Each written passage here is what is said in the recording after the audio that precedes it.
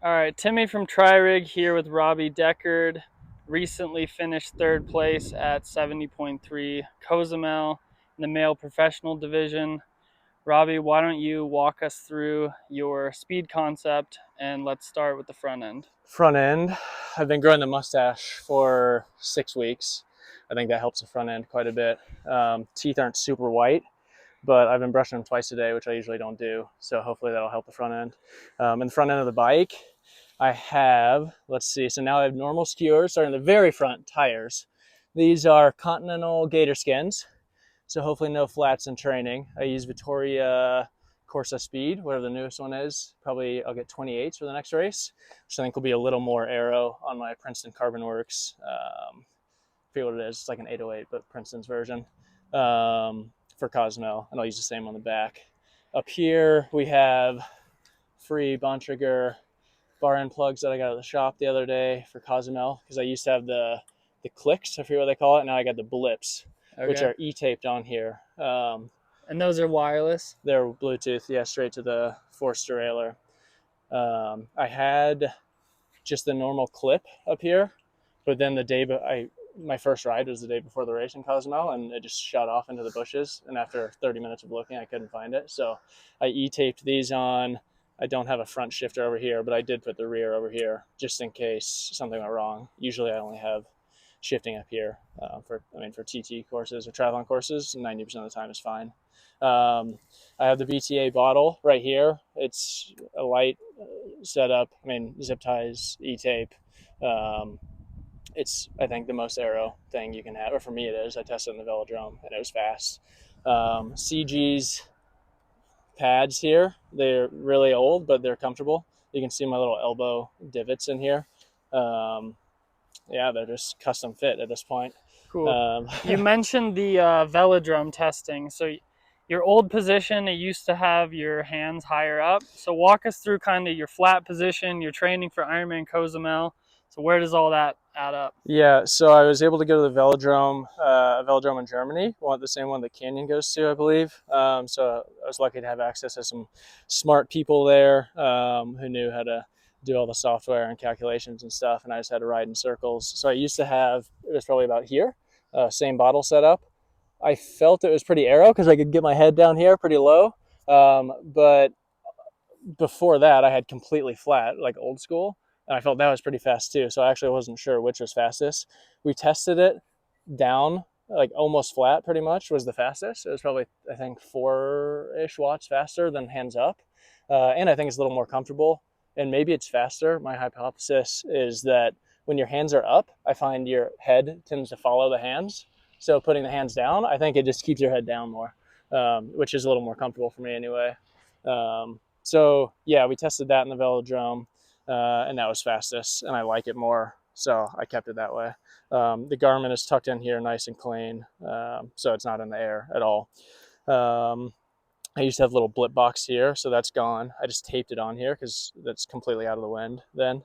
Cool. Walk us through the group set as well as your gear ratios. Group set is SRAM. I have SRAM force rear derailleur. It's a 50 chain ring. Ideally, I think I'd probably go with a 52, but with the 1x, I find it's just too hard for climbing on easy rides around Boulder, so I just keep the 50. There are a couple races like Cozumel or Boulder where 52 is definitely faster in terms of chain line.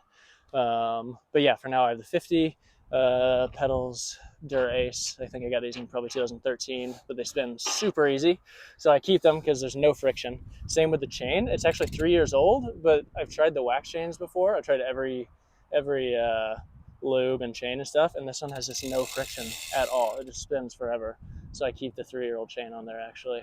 And crank length? Crank length 167.5. I bought the bike from Tim O'Donnell, who lives just down the street, and he had 167.5, so I just kept it, and I like it. I've tried 165, felt a little short. 172.5, it's fine, but the hip angle gets a little tight sometimes. So this works well, and I just adapted my body to this.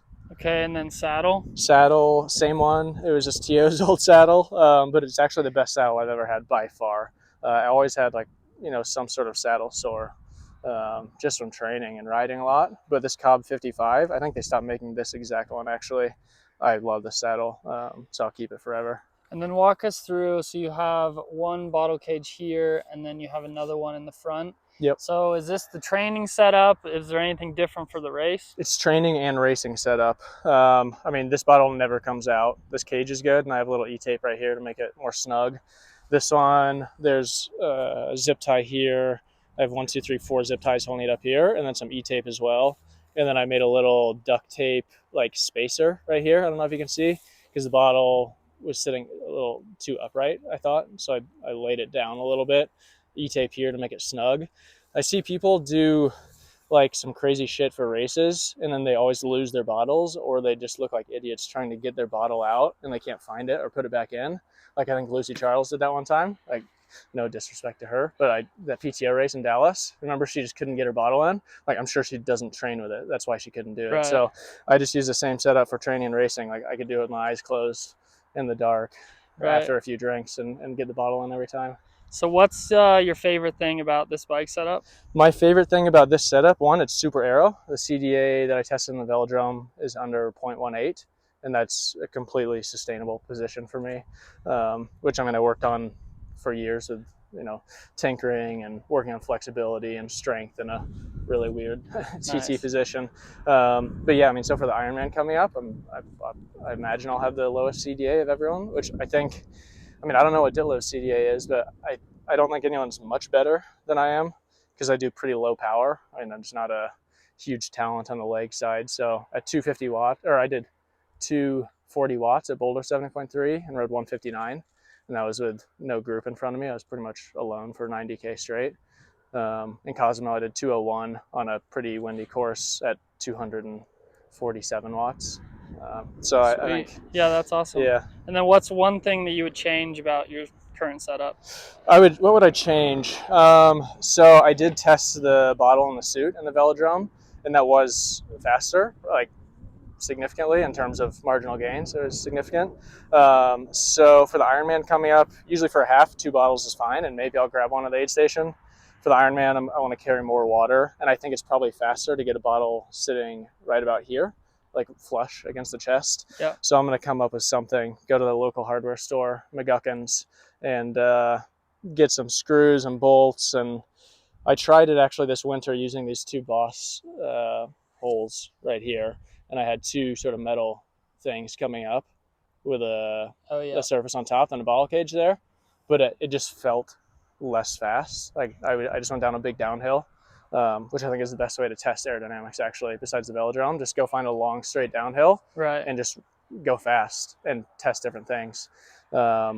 So yeah, that's the one thing I would change, is a little more hydration, but with a little custom work, I can get it set up pretty nice. And where can people find you on social media? Robbie Deckard on Instagram. So I'll post like training advice, tips there. And then I have a website, robbiedeckard.com. It's linked on my Instagram. Actually, there's a lot of information there on training, heat adaptation, aerodynamics. Maybe I seem a little bit haphazard with the bike, but actually everything is thought through quite a bit. So if you want any free advice or just to hear my thoughts on training, robbiedeckard.com is a good spot. Awesome. Thanks for walking us through your bike. Yeah. Oh, and one last thing. I just want to say thanks to Princeton Carbon Works for giving me some good wheels for Cozumel, because you're not allowed to use a full disc there, which sort of sucks, because obviously a full disc is faster and heavy crosswinds. Maybe that's not obvious, but with crosswinds, a disc is faster actually. So Princeton was nice enough to give me a wheel, and I think they are the fastest wheels. Ghana uses them, so they must be good. Sounds good. Yeah, thank you guys.